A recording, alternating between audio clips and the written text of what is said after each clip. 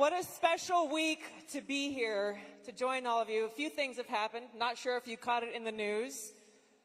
Two former Democratic presidential candidates have endorsed Donald J. Trump to be president of the United States.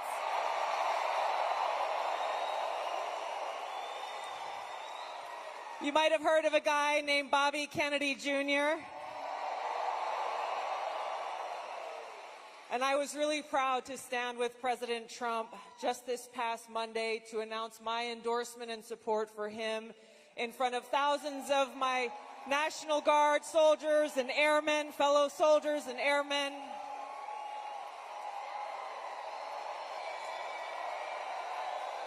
Because I am so excited about the opportunity that we have before us to stand together, not as Democrats and Republicans, but as proud Americans who love this great country.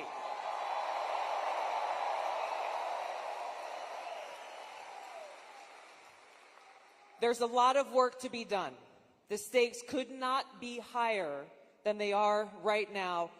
President Trump is going to talk about, and we'll have a conversation about why these stakes are so high and how he and he alone is the candidate to lead us toward that path of peace, prosperity, and freedom. Join me in welcoming the next President of the United States, President Donald J. Trump. Let's go, let him hear it. Where at least I know I'm free, and I won't forget the men who died, who gave that right to me, and I gladly stand up next to you and defend her still today, 'cause there ain't no doubt I love this land. God bless the USA.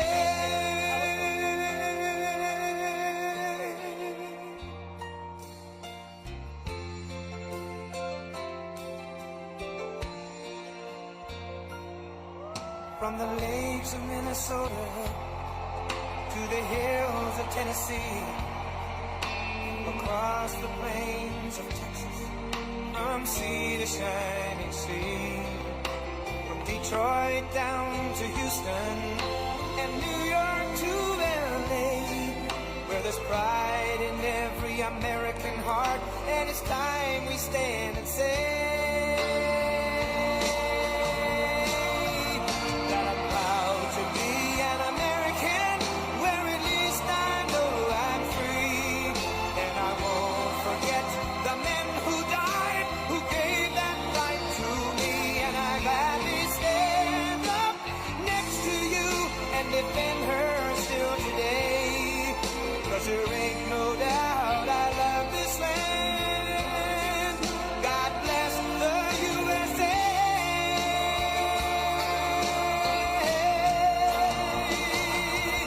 And I'm proud to be an American, where at least I know I'm free, and I won't forget the men who died, who gave that right to me, and I gladly stand up next to you and defend her still today, 'cause there ain't no doubt I love this land. God bless the USA.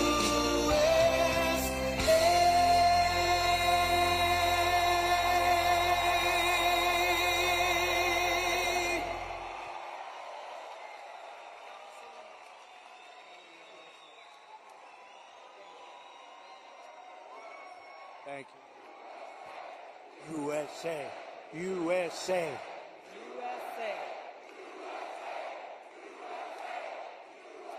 We love our country. We love our country, don't we? It's amazing.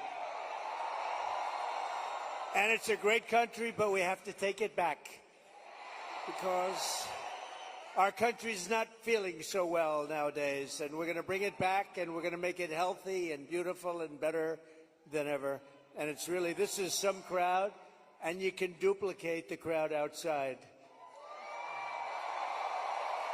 So if anybody would like to give up your seat, that would be okay. No, no. Let's have a good time. Thank you very much, everybody.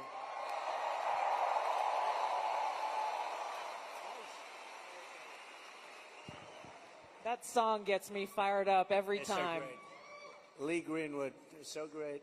Great guy, too. Well, thank you, Mr. President. Thank you. This is a very special evening for us all to have a conversation about some of the real issues that are facing Americans across the country and that don't get talked about often enough. And I want to start with one that's very personal to me, hard to talk about sometimes. This is only the second time I've spoken about it publicly, but my husband and I were married almost 10 years ago. We wanted to start a family. We were very excited about it. Unfortunately, it was very difficult. We were not successful in trying to get pregnant. For us, IVF seemed to be the only option and the last resort. As you know, it's a pretty difficult process. It's very, very expensive. I was in Congress at the time, traveling. I would carry the medicine that I had to administer shots to myself sometimes in an airport bathroom. And ultimately, the most difficult part was every time going to the doctor for another transfer and hoping that it would result in a positive pregnancy test, and then being heartbroken over and over every time that test came back negative. Now, I know some of your opponents, your political opponents, are saying that you want to ban IVF. While it didn't work for us, it's worked for a lot of families.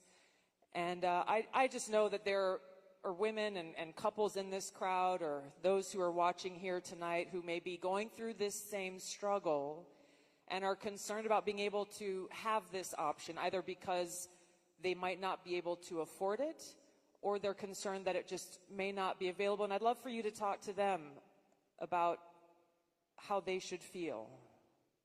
Well, thank you very much, Tulsi. And I didn't know about your situation. And it's tough stuff, right? Tough. Life is pretty tough. It can be beautiful, but it can be difficult. We are doing something with IVF, because IVF, as you know from friends and people you know, it's really worked out very well for a lot of people. It gave them a child when they would not have had a child. And I told my people I wanted to look at this a couple of weeks ago. And as you know, we have no taxes on a thing called tips. You know that? And I said, tell me, we did three things. We did that, and we did no tax for seniors on Social Security benefits. We want to have that. And I've been seeing a lot of IVF, and I kept hearing that I'm against it, and I'm actually very much for it. In fact, in Alabama, where the judge ruled against it, and I countered the judge and came out with a very strong statement for it. And the Alabama... You were very quick in your response to that. I was, but they were too. They were amazing. The legislature approved virtually my statement. I'm in full IVF, and it has really gone. It's terrific. And I said, so with the tips and with the Social Security, the no taxes on Social Security, I said maybe for IVF, and I've been looking at it, and what we're going to do is for people that are using IVF, which is fertilization, the government is going to pay for it, or we're going to get or mandate your insurance company to pay for it, which is going to be great. We're going to do that. I can't tell you how life-changing that would be for so many families, because it costs a lot of money. A lot of people go into debt just for the hope of being able to start their own family. Well, it's big, and you know what? We want to produce babies in this country, right? We want to produce babies. So I think it's going to be something we sort of announced it a little bit. We were in a great place, Michigan. We all love Michigan, right? We're going to bring back the car industry, and we're going to get a lot of it back to Michigan. They've been taking our cars away. They've been taking our manufacturing away over years, over decades. And if you look at it today, it's a shell of what it was years ago, but we're going to bring it back. Mexico is right now building massive car factories, actually being financed and built by China, and they think they're going to sell their cars back into our country. It's not going to happen. That's not going to happen. Oh, listen to that. That is not going to happen.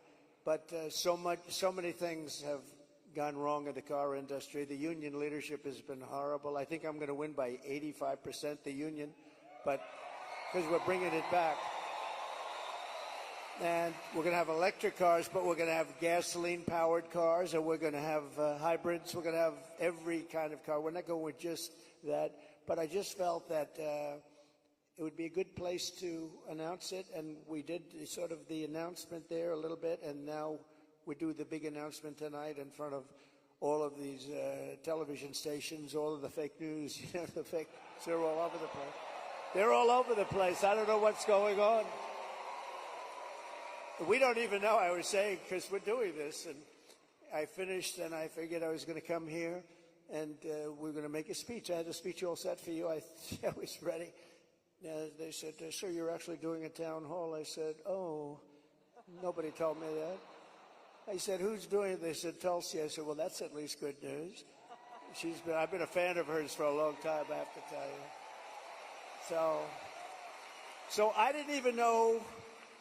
I'm in the plane, and I'm looking over some material, and we're going to give you a hell of a speech tonight. We were set to give you one hell of a speech. They said, no, sir, it's a town hall. I said, why doesn't somebody tell me this stuff? And I don't even have any idea who we're doing it for. I don't know. Is it for a network or what? I see a lot of television all over the place, so maybe it's on all of them. But I did get to see the strangest thing today. I looked at the news conference of Kamala. I call her Comrade Kamala. She's you know that. She's a Marxist. Her father was a Marxist before her. So she was brought up in the family tradition. And she really is, and this country is not ready for a Marxist. We don't want a Marxist as a president. And she destroyed San Francisco. She destroyed California.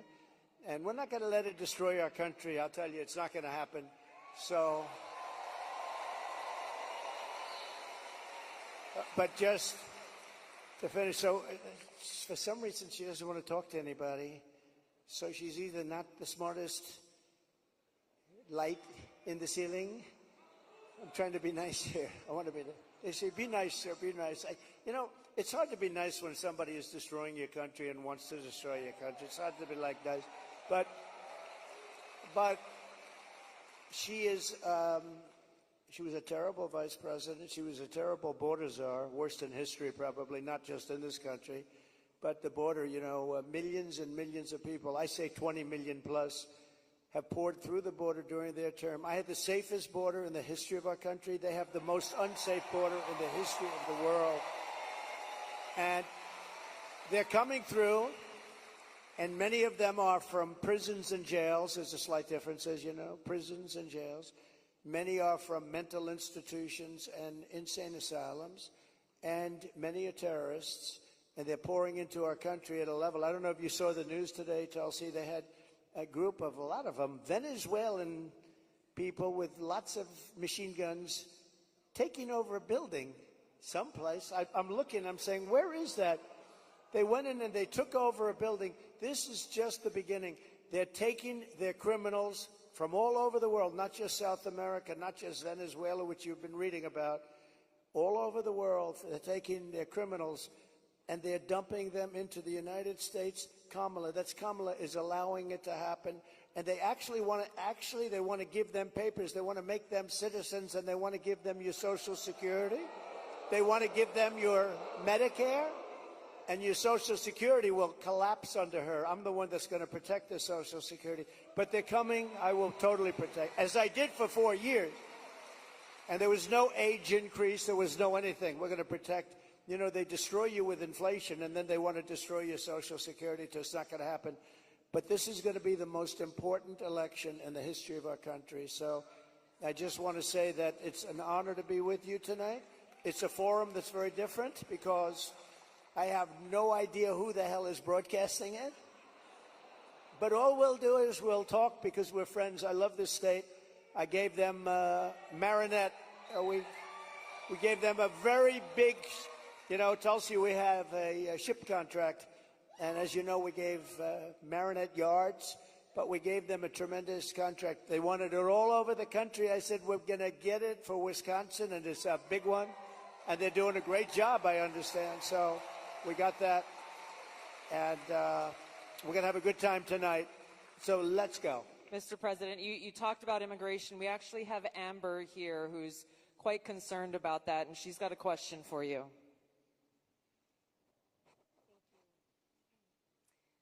Mr. President, hello. My name is Amber, and I'm from Cameron, Wisconsin. I have 3 beautiful children, and I'm torn on who to support. My youngest daughter is here tonight. My oldest son is 18, and he just started trade school this week. Very proud of him. My concern is that illegal immigration is threatening opportunities for my children. I worry that it's taking away jobs from Americans. I'm wondering, what will you do about that? All right, well, it's great. I think I'll stand up and... Do you mind if I turn around? Thank you, Amber, very much. And you're right. I'll tell you, we have the people that I'm talking about.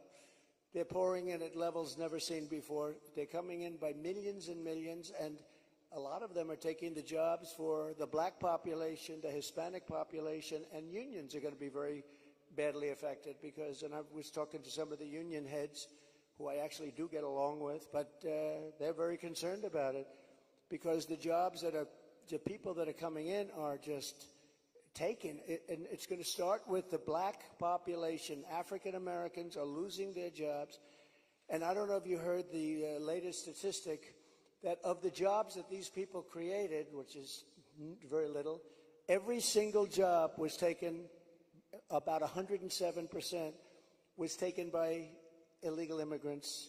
There's been no job creation from them. The jobs were filled by illegal immigrants. With all of that being said, I want to give you a very positive answer. We're going to win this election. We're going to turn this country around. We're going to become an unbelievable growth country.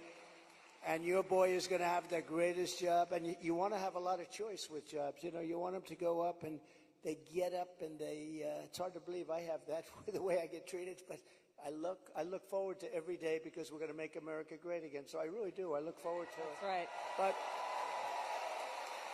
But we're going to create a lot of jobs. We're going to create. Does he want to stay here, or does he want to go to a different state or anything? Yeah, someplace in the Midwest. But this is a good place to stay, right? Wisconsin. So we'll be creating tremendous jobs for our country, and we're also turning away. You know, we're going to be closing the border, really closing it. By the way, did you see? So Kamala was for defunding the police. She was for open borders. She was for everything that you're not against. I could go through 14 different. She's changed on every single one of them. In fact, I think we should see the man in the red hat and the beautiful woman in the red hat says, "Make America Great Again." Perhaps we should give Kamala a "Make America Great Again" hat, right? But the problem is, that's not her belief. Her belief is open borders. Her belief is getting rid of Social Security. Her belief is doing all of these plans like for health insurance, where you have one big government-run mess. And if you have private plans, a lot of the people in this room have private plans. They're incredible plans. They worked hard to get those plans, and that's what they want. But with her, she wants to have, it's really a communist type of government. And I just saw her, Tulsi, she was sitting behind a desk doing this interview. And I said, Dana Bash, you could make yourself big tonight. All you have to do is be fair. I haven't seen the questions, but they gave out a sample. In fact, she's going to be on later on tonight with a taped. It was a taped. We're doing it live. Why are we doing it live and she's doing it taped? But that's right. He's real. But she was sitting behind that desk, this massive desk, and she didn't look like a leader to me, I'll be honest. I don't see her negotiating with President Xi of China. I don't see her with Kim Jong-un like we did with Kim Jong-un. So we're going to have to see what happens. I'll tell you what, November 5th is going to be the most important day in the history of this country. Will be. Mr. President, there are a lot of people who want to feel hopeful about our future. I want to introduce you to Luke, who is one of those people. Hi. Hello, Mr. President. Good-looking guy. Thank you. My name is Luke Pulaski, and I'm a junior here at the University of Wisconsin-La Crosse. I'll be voting for the first time in November, and I'm researching each candidate. I have two questions for you. First, as I've been living on my own and buying my own gas and groceries, I have noticed that everything has become more expensive. For me personally, I try to eat healthy and stay lean. A pound of meat has gone from $4 to almost $7. I also would like to buy a home someday, but that seems just impossible now. What's your plan to make life more affordable and bring down inflation for someone like me? Very good. Thank you. Good. It's probably the question I get most. You know, they say you're going to vote with your stomach. I don't know if you've heard it, but it's a little bit true. And groceries, food has gone up at levels that nobody's ever seen before. We've never seen anything like it, 50, 60, 70%. You take a look at bacon and some of these products, and some people don't eat bacon anymore. And we are going to get the energy prices down. When we get energy down, you know, this was caused by their horrible energy wind. They want wind all over the place. But when it doesn't blow, we have a little problem. This was caused by energy. This was really caused by energy and also their unbelievable spending. They're spending us out of wealth, actually. They're taking our wealth away. But it was caused by energy. And what they've done is they started cutting way back. We were in third place. When I left, we were by far in first place, beating Russia, beating Saudi Arabia. And we were going to dominate to a level that we've never seen before. And then we had a bad election. I'll be very nice. I'm supposed to be nice when I talk about the election, because everybody's afraid to talk about, oh, please, sir, don't talk about the election, please. You know, if you can't talk about a bad election, you really don't have a democracy if you think about it, right?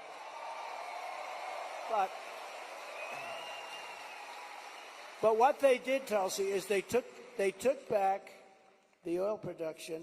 The oil started going crazy. That started the inflation. Then they went back. They said, go back to where Trump was. The problem is that we would have been 3 times that level right now. We would have been so dominant over Russia and Saudi Arabia. Look, Saudi Arabia, Russia, a lot of oil. We would have had more. You know, we had something in Alaska, Anwar, that I created. I mean, Ronald Reagan wanted it. You remember? Ronald Reagan wanted it. They all wanted it. And I got it approved. Nobody was able to get it approved. I got it approved. And the first week in office, they turned it back. They said, no, it's the biggest site possibly in the world. Could be bigger than Saudi Arabia. Well, we're going to start that up. We're going to become the energy capital of the world. We're going to pay down our debt, and we're going to reduce your taxes still further. And your groceries are going to come tumbling down, and your interest rates are going to be tumbling down. And then you're going to go out, you're going to buy a beautiful house, okay? You're going to buy a beautiful house. That's called the American dream. The American dream. Thank you. Mr. President, I want to ask you a question about national security, but first I think it's important to point out what Luke is talking about, the cost of groceries, the cost of gas, the cost of housing, mortgages, rent, everything has gone up. Kamala Harris's plan that she has announced is government price controls. And I think it's important to touch on, you just laid out your plan. What's going to happen if Kamala Harris institutes price controls? So that's a communist plan. It's never worked. And it's been tried by others. Believe it or not, Richard Nixon tried it. A lot of people tried it. It's been tried many times, and it always leads to the same failure. Tremendous inflation, lack of product. You don't have anything. The stores are not stocked. It has never worked. It's called control. They want control. And, you know, it's been so often. And everybody that comes in, they say it. It sort of sounds great. We're going to go price control. Actually, when she announced it, she got absolutely slaughtered by even Democrats because it doesn't work. It's a known loser. So now she doesn't talk about it. Do you notice she doesn't talk about climate change anymore? She's not talking about it. You know why? Because people don't want to hear it. They want to live a good life. They want to live a life. They don't want to stop your industry with climate change. They used to call it different things. Global warming, remember? That wasn't working because it was getting a little bit cooler. So they said, what are we going to do? We'll call it global cooling? No. So they came up with the words climate change because that takes care of everything. Climate change. The climate's changing, but according to them, we're all going to be gone in about, what do we have, 3 years left? They had 12 years, remember? So in about 3 years, let me tell you, we do have a problem, though. It's climate change, but a different kind of climate change. It's called nuclear global warming. We can say that's global warming. And if we don't have a smart president, you know, you have 5 nations now with pretty massive nuclear power. Some have very massive, including us and Russia. China's behind, way behind, but within 4 or 5 years, they'll catch up. And we don't want them to catch up. Look, the biggest problem, in my opinion, the biggest problem our country has, the biggest problem the world has, is nuclear weapons. They are a destructive force, the likes of which nobody has ever seen before. And we have to make sure they're never used. We have to make sure it's not going to happen. You're exactly right. You brought up Ronald Reagan already. Ronald Reagan famously said, a nuclear war can never be won and should never be fought. And I think it's interesting you talked about climate change, Mr. President. The Democrats and Kamala Harris, they were quick to talk about how climate change is an existential threat. But what they're not talking about is the existential threat of nuclear war and World War III, which is exactly where we sit today because of the warmongers and their puppets, Joe Biden and Kamala Harris. And they don't want to talk about it because the consequence of where they have taken all of us, as the American people and the world, is economic hardship around the world, a destruction of our economic well-being, and an annihilation of humanity, our families, our kids, our communities around the world. There was a recent poll that YouGov did that pointed out over 60% of Americans feel that World War III and nuclear war is going to happen within 5 to 10 years. And when I heard that, I felt so sad because they're at a point where they feel like this outcome, the annihilation of the world, is inevitable. So I wanted to ask you about this because it's important that people understand what kind of leadership you bring, what you will do to stop this slide towards nuclear war and World War III so that we can feel hopeful again. Well, thank you. So Viktor Orban, a very strong leader from Hungary, Prime Minister of Hungary, they asked him recently about what's the problem in the world.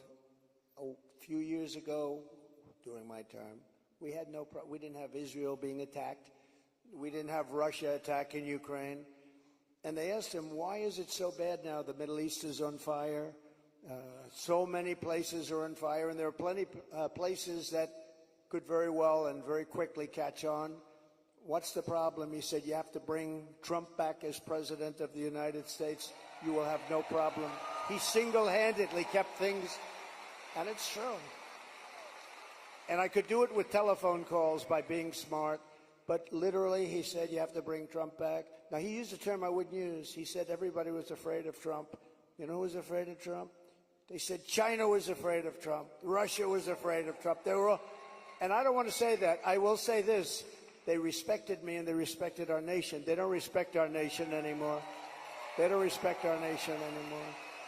Think of it. What would the world be like if Russia didn't do what they did, and they would have never done it? I used to speak to Putin about it. I had a very good relationship. No chance. You know what happened, I think, Afghanistan, when he saw the horrible leadership that we displayed in Afghanistan, I think he said, wow, this is a time to go in, because I wasn't there. He would have never done it if I was president, and Israel would have never been attacked. Think of it. What would this world be like? You wouldn't have had that disaster. And it wasn't leaving Afghanistan. And they should have kept Bagram. That's a big air base. It's 1 hour away from where China makes its nuclear weapons. They didn't keep it. You know who occupies it now, Tulsi? China occupies it. So we have, if you have the right president, and we don't right now, do we even have a president? He just came in. Think of it. He just came in from wherever the hell he went. You know, there was a coup. He just doesn't know it yet. But there was a coup. How about that? He got 14. I'm not a fan of his. He was the worst president. But, You're not? but think of this. He got 14 million votes. She was the first one to leave, you know. Kamala was the first one to quit. She never made it to the first state in the primaries, which was Iowa. Never even came close. Other people did, but she never even came close. And all of a sudden, she was picked, and she's now running for president. And look, it just started, really. It just really started. The polls have us up here. We're up in this. We're up in states, but it's close. It's close. It's close, and you know they cheat like hell, so we don't want to have it too close. But we have because we have to win this. We're not going to have a country. But with him, I was so far up. We had a thing called. How did he do in the debate? Did you think he did well? Not too good. No, they wanted to have a debate. I said, okay, it's a little bit early, isn't it? I was trying to talk them out. I said, well, it's a little early for a debate, right? And they said, well, I think we'd like to do it. And that was not a good debate for them. That was not a good debate. So that was the beginning of the end for him. And they started looking. But they picked a woman that had absolutely no votes. She got no votes. And now she's running. So when you say threat to democracy, they are a threat to democracy. I'm not a threat to democracy. I'm not a threat. Thank you. Mr. President, crime and the rise of crime is on the minds of a lot of people. I want to call on Danielle here, who has a question for you. Hi, Daniel.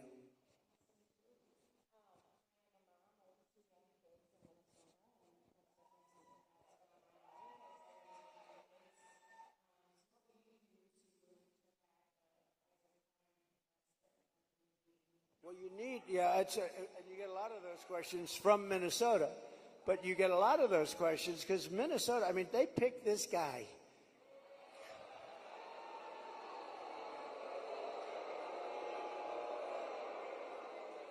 He is weird. Right? He's weird. I'm not weird. He's weird.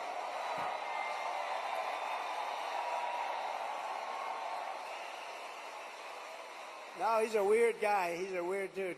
You know, see, they come up with sound bites. They always have sound bites. And one of the things is that JD and I are weird. That guy is so straight. JD is he's doing a great job. Smart. Top student. Great guy. And he's not weird, and I'm not weird. I mean, we're a lot of things. We're not weird, I will tell you. But that guy is weird, don't you think? You know, he signed for, and this is, who would think that this is even happening in our country with men playing in women's sports and all of this, but he has it at a level that nobody can believe. A bill that every boy's bathroom will have tampons, okay? Hence his name, Tampon Tim. But think of it. Think of it. And you know, on the question of abortion, he is the one, abortion in the 9th month. And if the baby in Minnesota, and I'd love to win Minnesota because those people aren't digging this guy. They're not digging this guy. But think of this. 6 states, Minnesota's one of them. If the baby is born, you're allowed to execute the baby think of that, after birth in Minnesota, you're allowed to execute. And you remember the former governor, not the current governor, who's terrific, Len Youngkin. We're going to win maybe Virginia. We could do that. But the former governor, and he said, you sit the mother down and the father down. You sit them down and you talk. And the baby is born and you make a decision what to do. He meant, do you execute the baby after birth? And according to what they have passed and legislation, in Minnesota, they're allowed to execute the baby after birth. And this guy is a participant. And that's why she picked him, because she is, in fact, a Marxist/communist. Remember, I'd say all the time, our country will never be socialist, right? We will not have a socialist. Well, I was right. We skipped socialism. We went to communism. This woman has to be stopped. Mr. President, we have time for one final question. I don't know if we can get a mic to Bernardo. He's got an important question, given very soon we will be honoring the anniversary of September 11th and all of the lives that were lost on that tragic day in that tragic attack where we were attacked by radical Islamist terrorists. And Bernardo wanted to share his thoughts and had a question for you on this. Thank you. Mr. President, my name is Bernardo. I'm a voter here in Wisconsin, live in the wonderful La Crosse County here, and I'm also a father of 8. I have 7 here with me.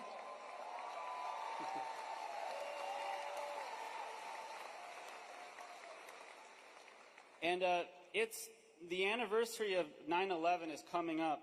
I'm concerned that we're more vulnerable now than ever. And we have a Democrat nominee who doesn't even want to say the words, says we shouldn't say the words, radical Islamic terror.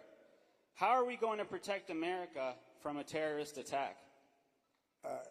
First of all, it's a great question. And, you know, we have radical Islamists pouring into our country along with everybody else right now. They're coming in at levels that nobody's ever seen before. We kept them out. We had 1 year where Border Patrol put down, it was, I believe, 2019, where they, and I don't believe this, I don't believe it's right, but I'll take it. They said 0 came in 20, that was my term, 0. Now we have thousands. I'd like to say that was true. It's probably not, because I can't imagine that. But we were very tough on that. Now they have thousands and thousands coming in, along with the prisoners and along with the crime. And remember, a lot of these countries like Venezuela, their crime is way down because they've moved their criminals into our country. It's not even believable. But your question on Islamists and all of the jihad and all of the things that they talk about, they have to respect your country. They have to respect your leader. You know, I had no radical Islam crime for 4 years, and I didn't want to talk about it. I talked about it after, but I didn't want to talk about it during. I don't want to say like, I had absolutely, and the next day you get hit. But we had none, 4 years of it, because they respected your president, they respected your country, and we have to bring back that level of respect, and we're going to do it. We're going to do it. And we're not letting the wrong people into our country. Okay, thank you very much. Great question.